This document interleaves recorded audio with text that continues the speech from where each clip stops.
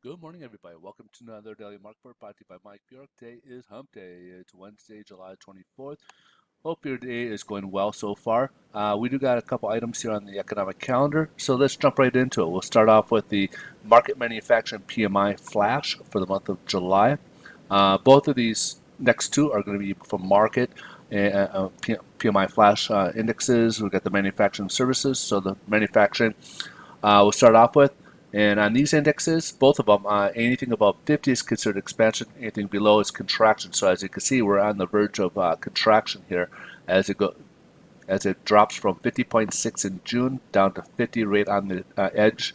So if it drops to 49 and change, it'll be considered contraction. So next month we'll be interested to see which way it goes. But right now, as you can see, manufacturing not as good in July here. Now, however, we got the services side, which seems to be picking up the slack, and it was in 51.5 in June, and it increased even further to 52.2. So a nice increase. So it's picking up the slack, as we can see here. Now, last one here is new home sales. This is new contracts on new construction, and we had a 604,000 annualized units for the month of May. Now, the one thing about this number here is that this was actually revised lower than it was previously stated here. It wasn't a good number to begin with. It was actually revised lower. So if you look at this, as we indicated yesterday, we kind of have to show both news that existing home sales was actually better than it was, where this one is not as good as it looks. So if you look here, we had a prospect of 658,000 increase. It did jump up to 646,000 annualized unit for June.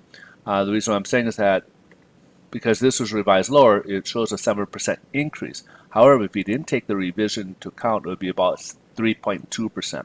So it's still a nice improvement, but not quite as much as we would suspect due to the revision. So we just want to kind of let you know both ways. Like yesterday, the existing home sales was actually better than what they would be reporting on it, where new home sales on this one is not as good, even though it's a decent number, not as good as it's kind of showing on this chart here. So let's jump ahead to the headline news. Stock market is a little mixed. Dow's taking quite a bit of a beating. Of course, a lot of it is due to the corporate earnings reports being released. We got Caterpillar and Boeing weighing the Dow down, and that's why the Dow's down over 100 so far this morning. Boeing we kind of expected because the 737 MAX has been grounded for a while. Caterpillar came in really disappointing earnings. We're getting other ones that not as well. And then, of course, the other one that's affecting the stock market is will be affecting Nasdaq, especially with the high tech. The government, the DOJ, is going to open up an antitrust probe looking into these large corporations, high tech corporations, specifically aiming towards Amazon, looking at people like Facebook, people like that, Facebook, Google. I think maybe even Apple for maybe anti-competitive behaviors and stuff. So again, so that they're kind of on alert, and their stocks are taking a little bit of a beating today. So we'll see how that plays out. But in any case, uh, this is what's kind of affecting the high tech industry and like Nasdaq. We also got word that the two big representatives from the U.S., Lighthizer and Mnuchin, will be traveling to China next week to continue the talks. This will be the first time they met face to face since the G20 meetings, and so that's creating a little bit more optimism in terms of the U.S.-China trade talks. So let's jump ahead, see how this is playing on the bond market. Bond market is rebounding a little bit yesterday. We were down. We ended up closing down 5 basis points, so not enough to change rates. So it's kind of sideways pattern. Kind of at Fibonacci level, as you can see, it was kind of being tested. It was helping us out. It did hold. Today we're up again about 9 basis points, and not quite enough, obviously, with yesterday's decline for a change in pricing. So we're still kind of the same as where we were on Monday, as we can see about the same levels here.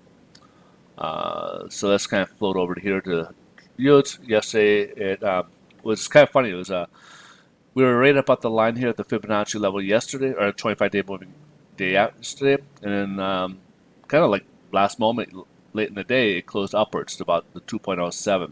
Right now, we're kind of climbing down towards the uh, 25-day moving average. We're pretty much sitting on the line. We're about 2.05 right now on the yields, where yesterday we climbed out up to like 2.07. So again, we're seeing about 2.05 right now on the yields. All right, so again, mortgage rates are unchanged. So that pretty much concludes the presentation. If you guys are looking to refinance or buy, please, I am a loan officer. If you guys want some assistance, I'll be more than happy out. Best way to reach me really is a DM. I get kind of busy on the phones, so I don't always answer phones. If you do call via phone, please be sure to leave a voicemail message, as I can't return calls if I don't know who's calling me.